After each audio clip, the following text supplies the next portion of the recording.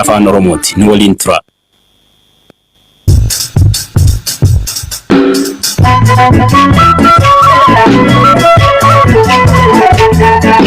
Akkam ooltan hordoftoota BBC Afaan Oromoo sagantaa keenya kamisaa isin biraan ga'ee galleerraa kan isinii dhiyeessu Galaanaa Balaa'i. Laaboraatooriin qorannoo koronaa vaayirasii Adaamaa maalitti jira? Yaa ta'u malee akkaataa nu hiiknee nu hin ta'in lakkoofsa saamunni fudhatamaa jiru baay'ee gadaanaadha. Walumaa galatti gara saamunaa 25 kan itti hojjetamaa jiru. Dameen miidiyaa maxxansaa Itoophiyaa weerara koronaan miidhamaa jiraachuu. Namoota koronaan du'an yeroo awwaalan maaltu godhamuu qaba?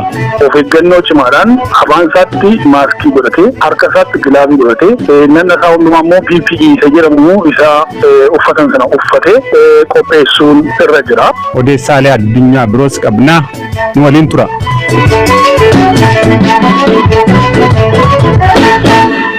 Magaalaan Chaayinaa koronaa vaayirasiin jalqaba keessatti argame Wuhan uggura sochii jootaan booda jiraattonni ishee akka socho'an hayyamte.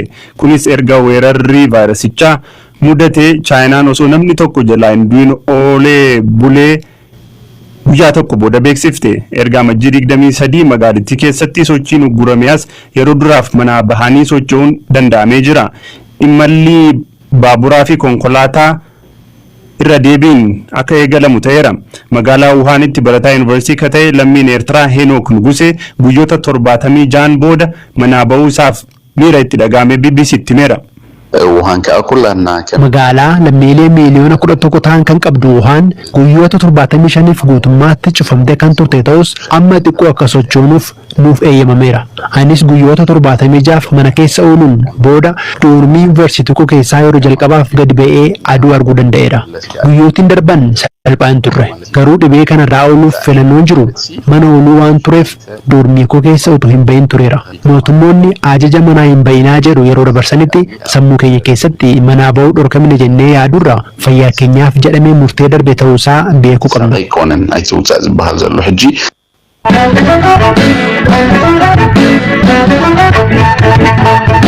Wiirtuun laaboraatoorii qorannoo koronaa vaayirasii Adaamaa hanqina saamudaa dhiyaachaa jirurraa akka ka'e hanga qorachuu danda'uun gadi qorachaa akka jiru hojii gaggeessaan wiirtuu kanaa BBC'tti himan. Erga hojii eegalee guyyaa 2 ka dabarse wiirtuun kun guyyaatti yoo xinnaate dandeettii qorannoo 500 ol gaggeessuu osoo qabu hanga ammaatti saamudaa 25 qofa qorate. Buzuu Warqolaanaa gabaasa dabalataa qaba.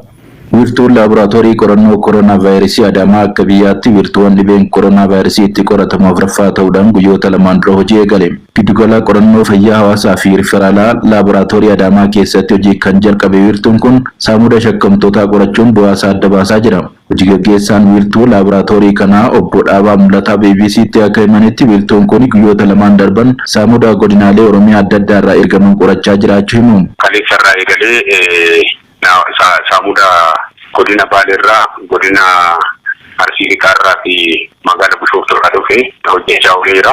Kan magaalaa Hospitaala Adaamaa walitti qabamee guyyaa kaleessaa akka ta'eera. Guyyaa irraas immoo magaalaa Shaashamanneetii fi kan Bishooftuu irraa dhufee hojii kan hojjechaa jiru ta'uusaa. Saamudni shakkamtoota hanga ammaa qoratan hundis bu'aan isaa negatiiv yookaan immoo vaayirasicha irraa bilisa ta'uu mul'isee jiran. Wiirtuun kun dandeettii saamuda hedduu qorachuu akka qabuu fi dhiyeessiin saamuda shakkamtoota irraa fiduun akka qoratamu gochuu gadi aanaadha jedhan. Kan dhukkuba kanaan wal fakkaatu jedhamee kan shakkame addaan baheetidha. Akka saamunni fudhatamu kan taasifamu. Yaa ta'u malee akkaataa nu hiiknee nu hin ta'in lakkoofsa saamunni fudhatamaa jiru baay'ee gadi aanaadha. Kanaaf walumaa galatti kaleessa hospitaala Adaamaa irraa saamuda 2dha kan riizaltiin isaa bahe.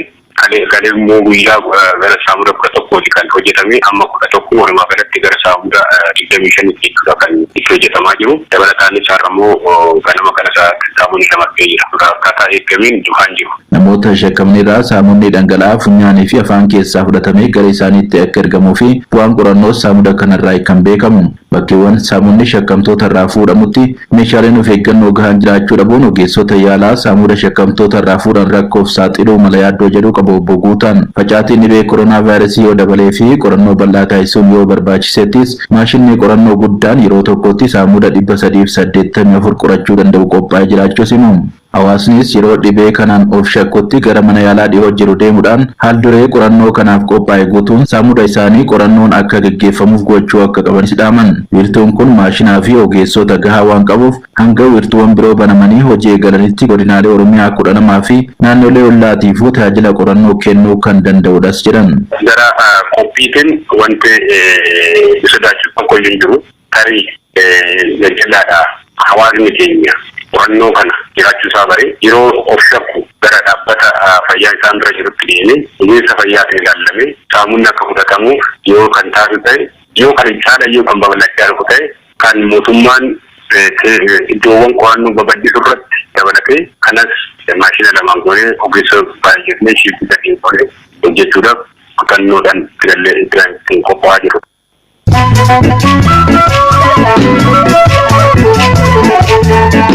Itoophiyaatti sa'aatii 24 keessatti qorannoo gaggeeffameen nama tokko irratti koronaa vaayirasii argameera. Gama kaaniin namoota 554 ka bakka adda of baasanii turuuf qophaa'e keessa turan turtii isaanii guyyoota 14 xumuranii vaayirasicharraa bilisa ta'uun isaaniis mirkanaa'ee hawaasatti makamuu ministeerri fayyaa Itoophiyaa beeksise. Yeroo ammaa bakka adda of baasuun turuuf qophaa'e keessa namootni 2036 hordoffii fayyaa godhamaafii akka jiru ministeerri fayyaa Itoophiyaa Dr. Liyaa Taaddasee himaniiru.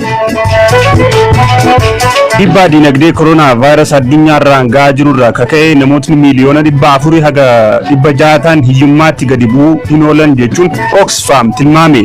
Dhiibbaa gama fayyaan weerarri kun geessisaa jiru caalaa akka gama dinagdeen geessisaa jiru hammaataa ta'aa kan jedhu dhaabbatni gargaarsaa kun seenaa waggaa 30 keessatti dhiibbaan hanga kanaa yeroo tilmaamamu isa jalqabaatis jedheera.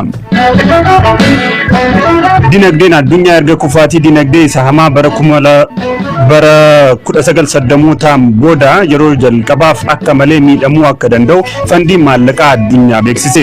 Tamsa'ina koronaa vaayirasii to'achuuf biyyootni hedduun sochii uummataa guutummaatti uguruun dhaabbileen akka cufaman hojjettoonni hedduus hojii akka dhaaban dirqisiisuun sababa ijoodhaa jedhameera. Ministeerri muummee Speen Pedro Sanchez weerara koronaa irraa jedhan paarlaamaan biyyattii labsii yeroo muddamaa akka dheeratu haasaa wayita jirutti ministeerri muummee biyyattii ibiddicha to'annoo jala ooluu eegaleera jedhan. Biyyi kun Awurooppaa keessatti lakkoofsa namoota vaayirasichaan qabaman isa guddaa qabdi. Ibsaarra baheen ammoo kanneen lubbuu dhaban 15,200 oli. Afrikaan kibbaa guyyaa tokkotti namoota 5 koronaa vaayirasiin jalaa du'uu beeksifte. Amma dura walumaa galatti namoonni 18 vaayirasichaan du'uu ministeerri fayyaa biyyattii beeksiseera. Namoonni vaayirasichaan qabaman 1,845 yoo ta'an 95 bayyanataniiru.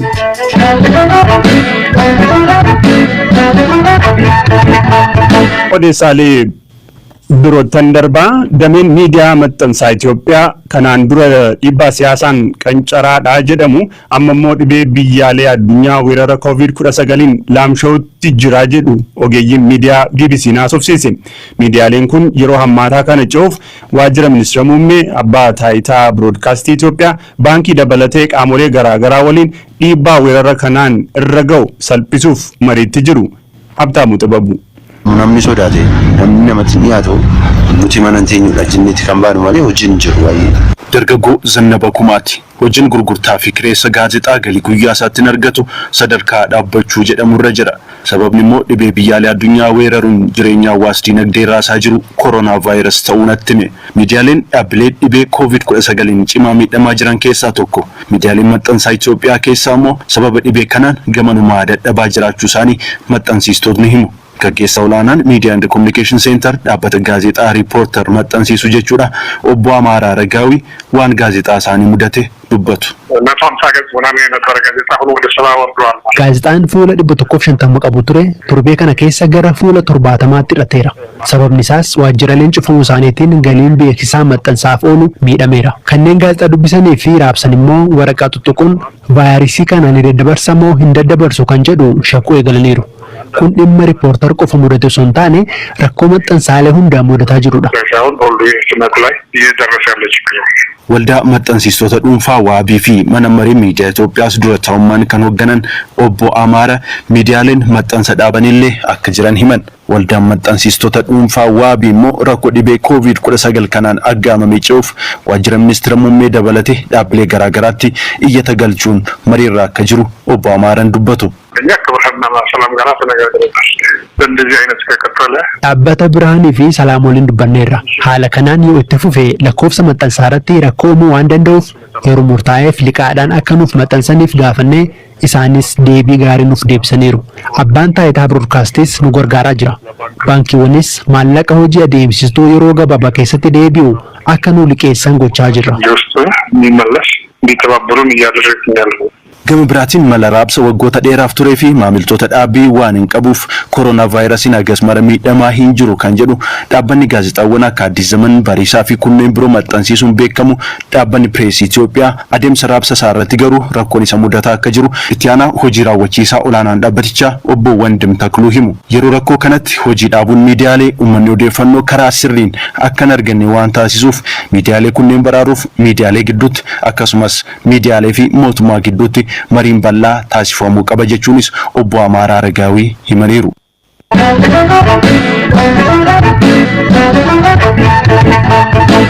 Wantoota gurguddoo weerarri koronaa vaayirasii addunyaa irratti jijjiire keessaa tokko aadaa fi duudhaa maatiin dhukkubsataa akka hin yaalle adda baasuu fi awwaalcha kabajaan guutedha dhabsiisuudha.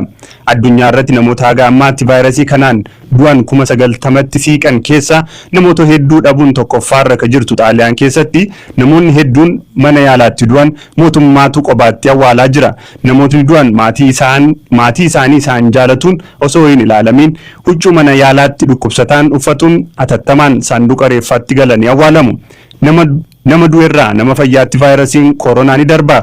Of eeggannoowwan barbaachisoon wayita nama du'e qopheessanii fi awwaalan godhamuu qabu maali? Biyya Swiidinitti Global Health kabarsiisanii fi ogeessa fayyaa hawaasaa kataan obbo Bantii Galataa gaafannee akkasumaan jedhan. Hamma yoonaatti nama du'aarraa nama fayya buleessatti ni darba kan jiru kan koronaa kana wanti qabatamaan hin jiru. Garuu haa ta'uyyuu malee dogoggorri xiqqoo ishee balaa guddaa fiduu danda'a waan ta'eef of eeggannoo guddaan akka godhamuudha kan qajeelfamni jiru karaa dhaaba fayyaa addunyaa. Egaa maalidha dhukkubi kun fakkeenyaaf warra Iboolaa fi Maalbarg yoo fudhannee ilaalle dhukkubi kun nama du'aarraa nama fayyaatti hin darbaa keessumaayyuu yeroo namni du'u sana baay'ee namatti darba jechuudha. Inni kun garuu dhukkubi kun sombarraati hancufa yookiin immoo jijjiidha afaan namaa keessaa yookiin karaa funyaanii ba'u qilleensa somba keessaa darbatamuun dhufa waan ta'eef namni du'e kun immoo sombisaa hin hojjetu waan ta'eef akkas darbatee namatti dabarsuu kun hin jiru. Garuu jijjiidhi tokko tokko dabarsuu danda'a waan ta'eef of eeggannoo waliigalaa akka godhamuudha kan jiru. Manatti isa du'u mana qortaatti isa du'u namni kuni yeroo lubbuun isaa keessaa ba'u kana namni qopheessu namni miicu namni awwaalaaf nama kana yookiin immoo reeffa kana qopheessu kun of eeggannoo cimaadhaan afaan isaatti maaskii godhatee harka isaatti gilaabii godhatee nanna isaa hundumaa immoo PPE isa jedhamu isa uffatan sana uffatee qopheessuun irra jira. Nama kana godhu keessaa namooti jaarsoliin waggaa 60 olii yookiin immoo namni isaanii dhukkubaaf kan saaxilaman kan warra akka AIDS qabanii yookiin immoo namoota dhibee sukkaaraa qabu yookiin immoo nama kanaan dura dhukkuba sombaa qabu waan kana yoo hin goone gaariidha. Isa booda eega qopheessanii booda maatii firoottanii utuu namicha du'aa kanatti hin bu'in fagoodhaan ilaalanii geggeessuun ni danda'ama jechuudha. Eega kana godhanii raawwatanii booda immoo naannoo kana qulqulleessuu qodaa kana qulqulleessanii utuu du'aa kana manaan baasin manni kun qulqullaa'uu qabaa eessa baasanii erga jedhanii booda immoo yeroo lafa awwaalaa geessanis yoo xiqqaate gilaavii harkatti kaawwatanii awwaaluutu irra jira jechuudha. Egaa deebisees immoo namooti irratti argaman kun waan lamaafituu namni xiqqaachuun irra jira. Inni tokko maatii dhumtii nama du'e sun yookiin immoo namoota achi jiran mataan isaanii walii isaaniitti akka hin dabarsine yookiin immoo isa du'aa kanarraa immoo namoota biraatti akka hin darbine tokko namicha kana ittiin bu'anii lammaffaa immoo walii isaaniirraa siqatanii dhaabbachuutu irra jira jechuudha. Dhaggeeffattoota keenya qophiin kamisa har'aaf jennee qopheessine asumarratti xumuramaa kan isiniif qopheessite Firaafolii Dhugaasaatii kan isinii dhiyeesse Galaanaa Balaayi waan waliin turtaniif ulfaadhaa nagaan tura.